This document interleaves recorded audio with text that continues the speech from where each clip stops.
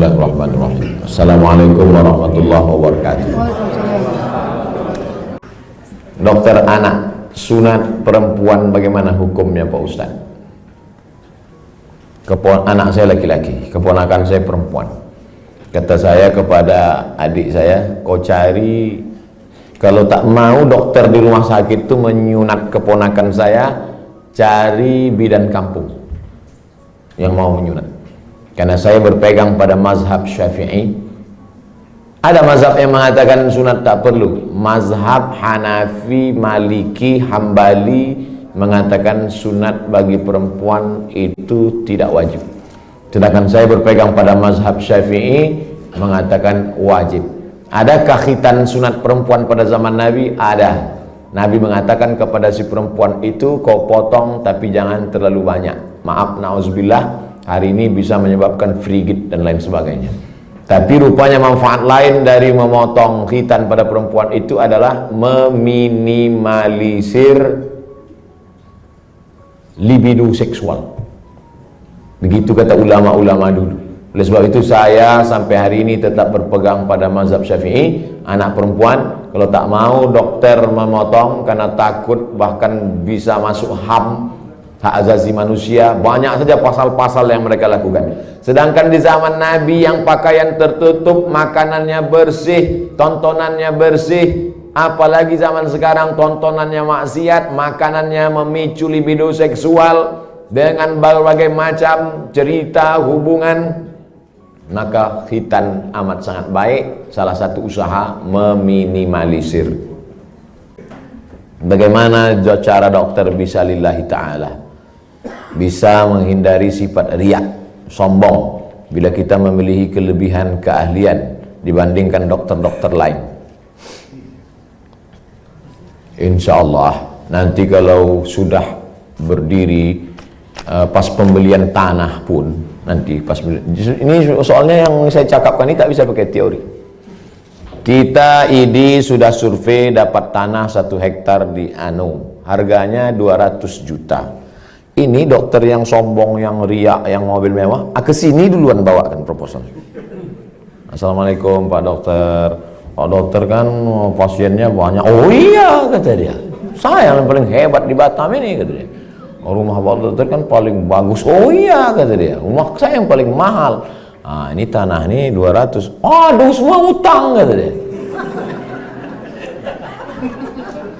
Jadi kalau mau menghilangkan kesombongan, keangkuhan, nih pas praktek nih.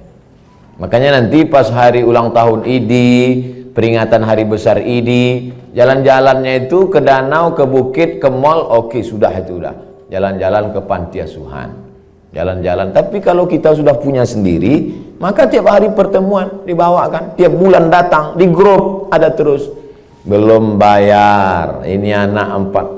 Maka insya Allah itu menghilangkan keangkuhan, kesombongan, keegoan, segala macam. Kita hanya berusaha. Ceramah ini ada baiknya, tapi tiap hari ceramah, tak masuk ke kepala. Ada tingkat jemu, ada tingkat bosan. Ada orang bosan pada ceramah. Orang kalau terus muncul bosan. Desainer, koreografer, tukang desainer pakaian itu yang laki-laki itu muncul kebosanannya pada perempuan. Kan banyak yang melambai kan? Kalau ada orang bosan pada perempuan gara-gara sering menengok perempuan, itu desainer sama koreografer. Yang lebih mengerikan adalah bosan mendengar ceramah, apalagi sampai tobat sama ustaz. Aku kalau sama ustaz ini tobat aku. Nah itu na'udzubillah. Jadi makanya saya ingin mengatakan bervariasi.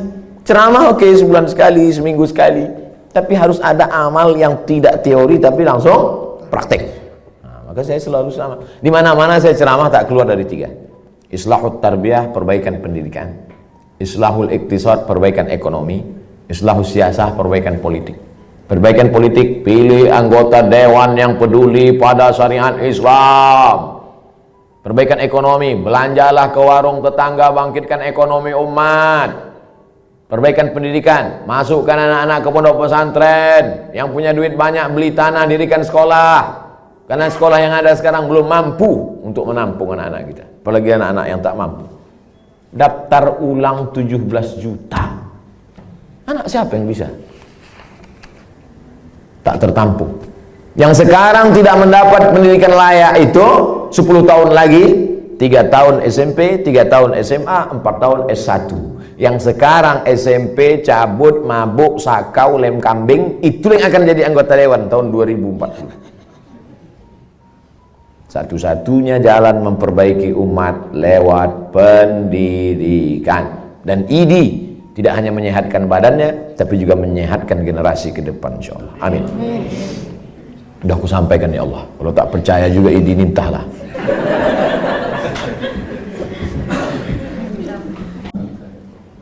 Bagaimana hukumnya kegiatan ilmiah dokter disponsori pabrik obat?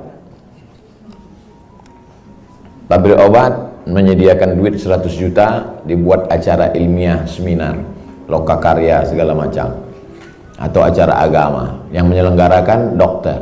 Di mana letak haramnya? Mungkin akan terjadi kolusi, nepotisme, kecurangan, penilaian tidak lagi normal. Dikhawatirkan terjerumus dalam gratifikasi. Makanya suatu ketika sahabat Nabi mengutip zakat dari Yaman. Ketika barang-barang zakat dibawa, kambing, onta, lembu, ini kambing untuk zakat, ini kambing saya. Kata Nabi, kok ada kambing zakat, ada kambing saya? Kok dapat kambing dari mana? Hadiah. Kata Nabi, seandainya kau duduk di rumah emakmu, di rumah bapakmu, mungkinkah ada orang ngasih kambing? Tak ada. Dia dapat kambing itu karena jabatan. Dikhawatirkan ke depan penilaian dia tidak lagi normal. Sebelum dapat hadiah kambing, periksanya. Berapa kambing? 40 ekor, satu. Berapa unta? 5 ekor, satu kambing. Tapi setelah dapat hadiah, mulai tak normal lagi. Berapa? Mau kasih, kasihlah. Nggak kasih, nggak apa-apa. Makanya segala penilaian-penilaian kalau sudah datang ke Indonesia rusak. Tim-tim independen penilaian rusak gara-gara gratifikasi. Dibuka atas, pertama kali datang tegas, berapa ruangan, berapa ini, berapa ini. Begitu dapat lempuk durian, gratifikasi merusak. Jadi kalau masuk dia dalam kelompok gratifikasi bisa haram. Tapi kalau pandai tidak merusak, gimana caranya tidak merusak? Teknisnya ya diatur.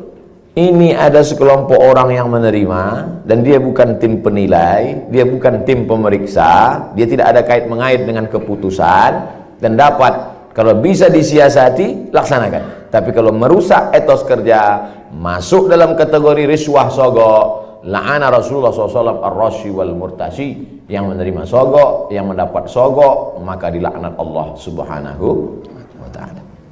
Bisa kami Pak Ustaz selamat? Lanjutkan. Tak selamat, stop.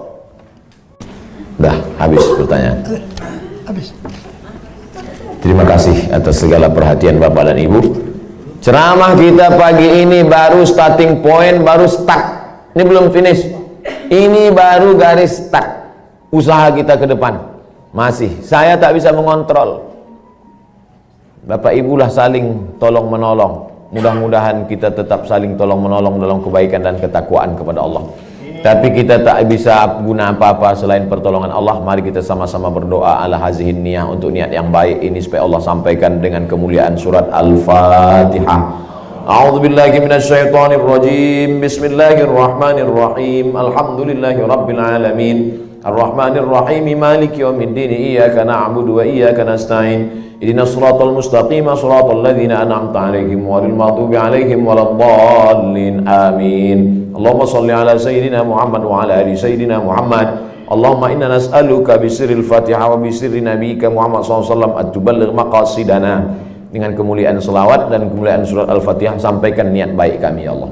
Wa taqdi hajatina, tunaikan hajat-hajat kami, hajat dunia, hajat akhirat ya Allah.